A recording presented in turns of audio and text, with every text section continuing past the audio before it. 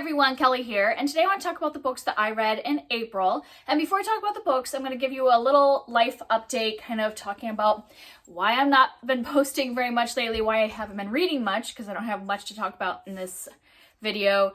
But if you want to skip that, just, skip ahead until you see a book in my hands. Or if I can get myself together enough to put timestamps down below, you could check there. But basically, life has just been kind of crazy the last couple months. So we are moving, and that is what is like consuming all my time and energy, because it's kind of moving faster than you normally probably make this decision. We've been kind of thinking for a while now that we might move closer to family, because we don't have any family in this area we are in now. And it was kind of like just something we would do like at some point in the next couple of years. But then like in March, my husband had surgery, which he's fine. But it was like one of those situations where he was like there, most of the day, and had to be there alone because they wouldn't let kids under, I think it was like under 10 or something, into the like surgery waiting room. And I had no one to take my kids. And so like we were just like in the car waiting. He had to be by himself at the hospital. And it was just like that moment where we realized, if there was any emergencies, medical things, any kind of emergencies, we just don't have a support network here. And so we decided that this was the time to make the move. But often with real estate, you want to like sell in spring. It's like kind of the big time to put your house on the market. And making that decision in March, meant that we had to kind of hurry everything along. So yeah, especially because we want to make sure we're kind of moving in the summer so the kids could start school and all that. Yeah. So this is all kind of moving very quickly. We had to make the decision, and I just haven't been reading much because I have a lot of decision fatigue right now. First the decision to actually move, like of when to put our house on the market, getting rid of stuff, having to look through things and making the decisions of what to keep, what to move. And then like, there's some stuff that I'm like, oh yeah, I would want that, but then is it worth paying to move it? Because if it's like the table that we bought when we were married 15 years ago and we bought from Craigslist for $50, it's probably not worth paying someone to move it. So yeah, there's just all these decisions, like after decision. And then also like on the other side, we can't really buy a house until we sell this one because we need the money or whatever. And so then we need to find a place to possibly rent. Do we get a short term? Do we get a long term lease? Do we get furnished, unfurnished? We have pets, so you have to find an apartment or house rental that'll allow pets.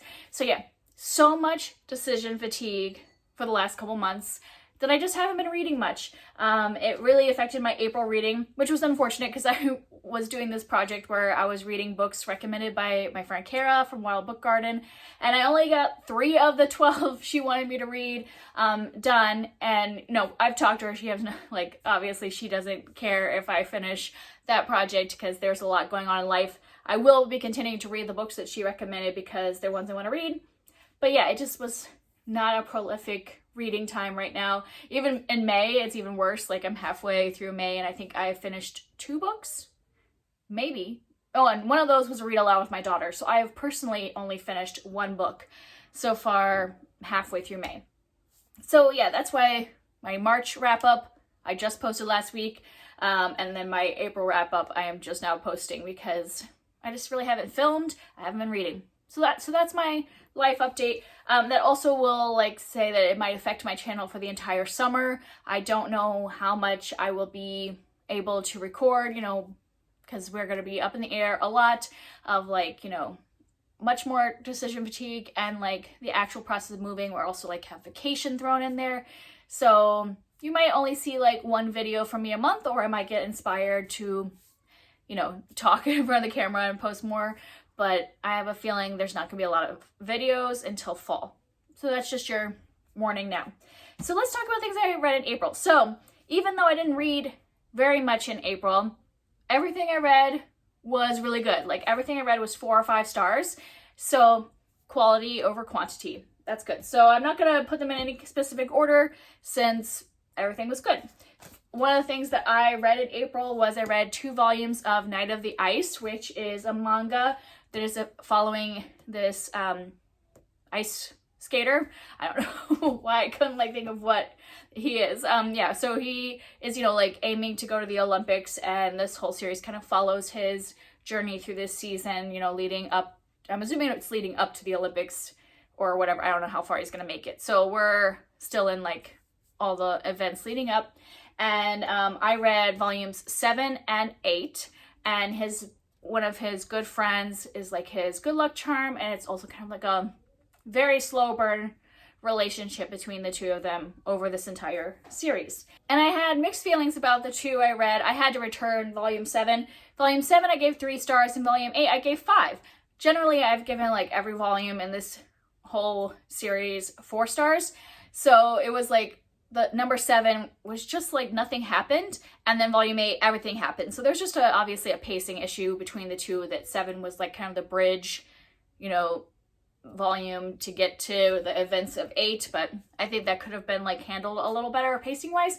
But still really enjoying the series overall. It's a 4-star series. It's super cute. I love the characters. I love like seeing the process of ice skating, like, you know, competitively. Why can I not have words today? But yeah, watching competitive ice skating events and like all the stress and everything that is revolved around that, the pressure, the possible physical injuries, the relationships, all that. So this has been a really good series. All right, and then also towards the beginning of the month, I did a reread of a duology, and I did that because at that point, that was when we were like really deep in the like decision about whether or not to move, and I was feeling very stressed, and I just really needed a reread. I also did that because Kara and I were about to like start a buddy read of a book that's in this world. So I read Clockwork Boys and the Wonder Engine by T. Kingfisher, and these are set in, I think it's called the world of the rat or the white rat, something like that. And she has these 2 books, the single book Sword Heart, which is the book that Kara and I are currently reading and taking like forever to read because I'm a slacker. And then there's another series called, I think, the Paladin's Grace or something like that, which is all set in the same world. And since we were going to be reading that solo book in this world, I felt like returning to the comfort of this duology, and I really loved it. I give these 4 stars because there's a lot of traveling in these, and traveling is just not my like favorite trope, reading a traveling storyline, but I love the characters. And kind of the overall plot of these 2 books is that we are following this group that is trying to investigate these what they're calling the Clockwork Boys, which are these like creation that they don't know whether it's naturally created or man-made or whatever, that are like basically war machines, and they're trying to figure out how to destroy them because so far there's nothing that beats these war machines. And you know, the like government of this place has been trying all these different like, you know, soldiers and things like that to go and investigate. They all end up dead, and so their kind of last ditch effort is to send like criminals basically to go and figure it out, because they think they could be like more sneaky, because we got like an assassin and a forger and a disgraced paladin, and then we have a scholar who's not a criminal, but he's the like, you know, the smart guy in the group. So just kind of a ragtag group of people that are trying to figure out how to destroy these war machines, or how they're like created. And I just love the group. I love following them. T. Kingfisher's humor is perfect for me. It's just, it feels like you're following normal people that are in a fantasy world. So they're still doing normal things. Like, I know this seems weird, but I really appreciate that people go to the bathroom in these books. I know I'm not saying that it's like in detail, but like they might just mention, oh yeah, I need to use the facilities and stuff like that. Just, it always drives me nuts when you're reading a book. Like, for example, if you're reading a book about somebody that's like been kidnapped and kept somewhere, I'm the one that's thinking, okay, we've spent a lot of time in this room with this person. Where are they going to the bathroom? And that is in my head all the time when I read these books, or when you read a book where they're traveling, like another traveling book, and they're like on a horse all day, and they say they never got off their horse all day. I'm like, really? You never got off your horse all day? Meaning you never went to the bathroom in an entire, like, the 12 hours you were traveling that day? And I think about those things if the author doesn't mention it, and it pulls me out of reality, or it pulls me out of the story, because I'm like, we all have to use the facilities.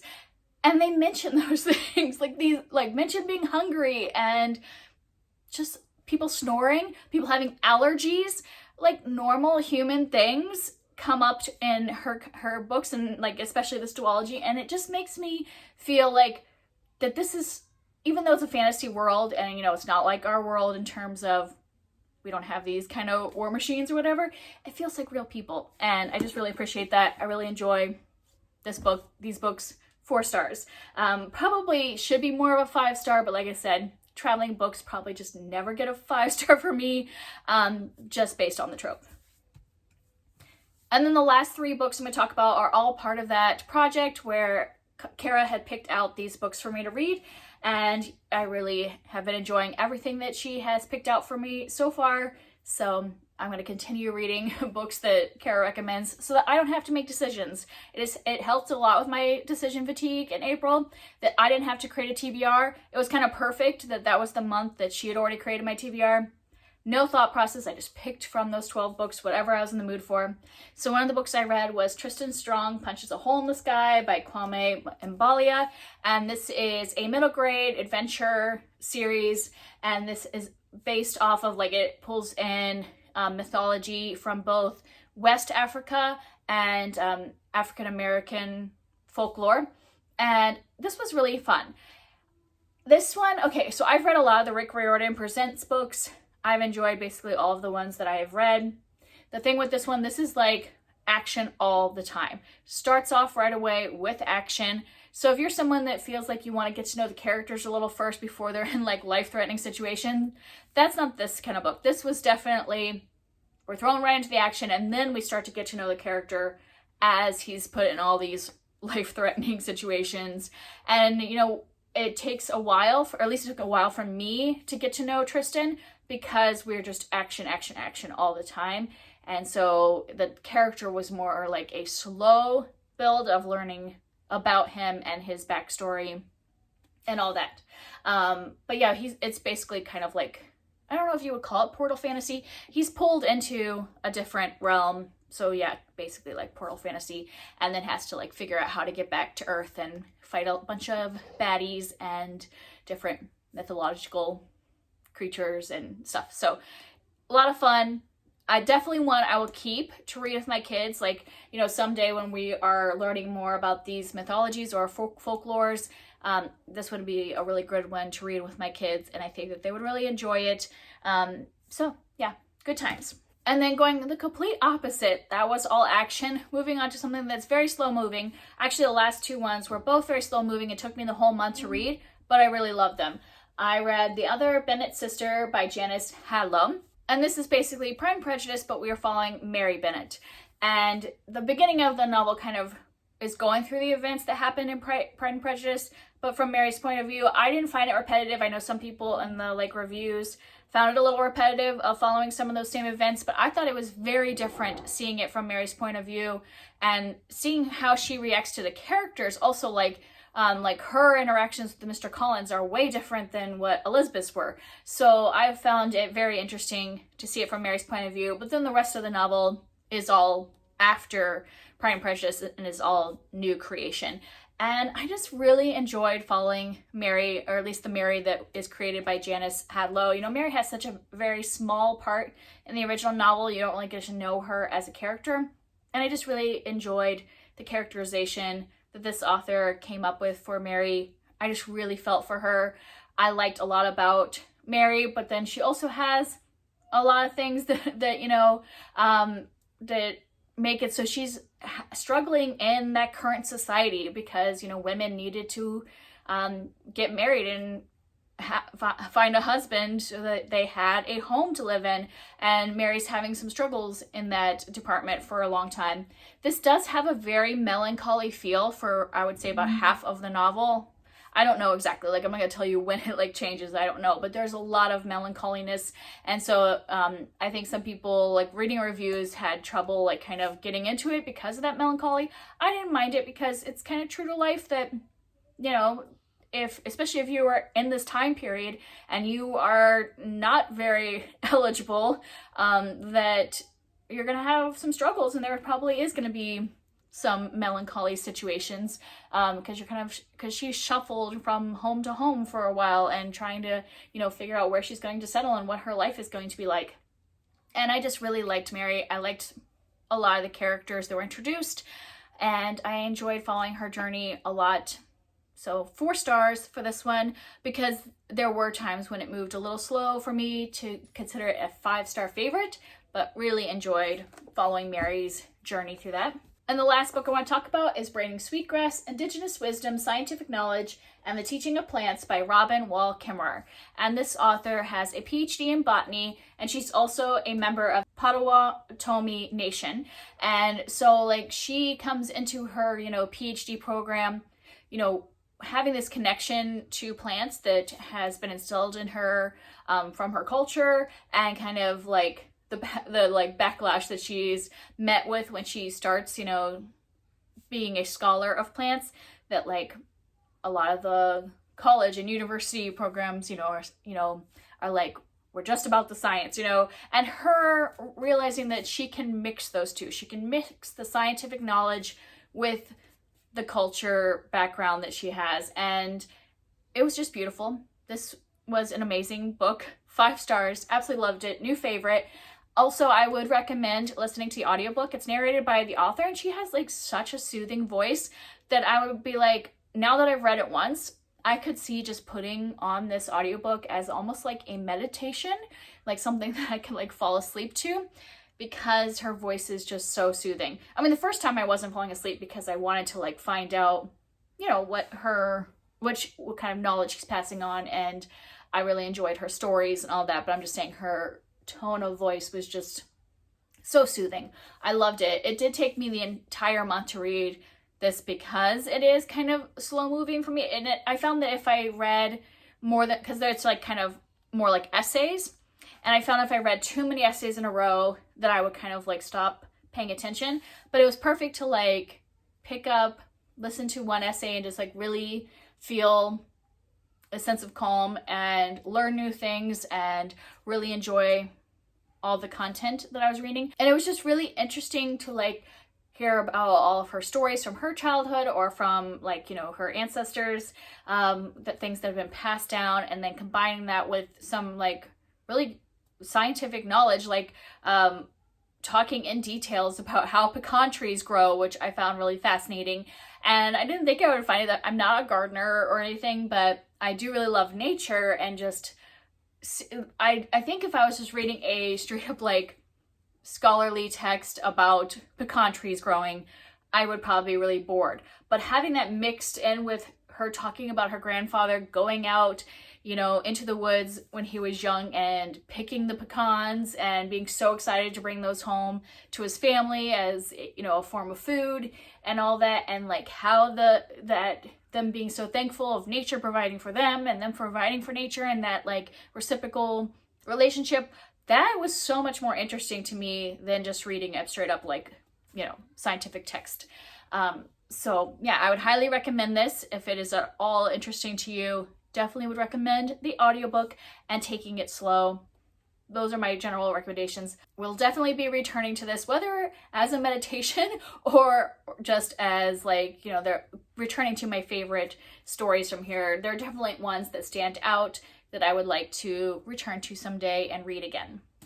And that's it. Those are all the things I read in April. It's a lot less than what I normally read, which is fine. Like, there's no competition here of like having to read a certain amount of things. And I was just happy to have read anything in April with the way my brain was working.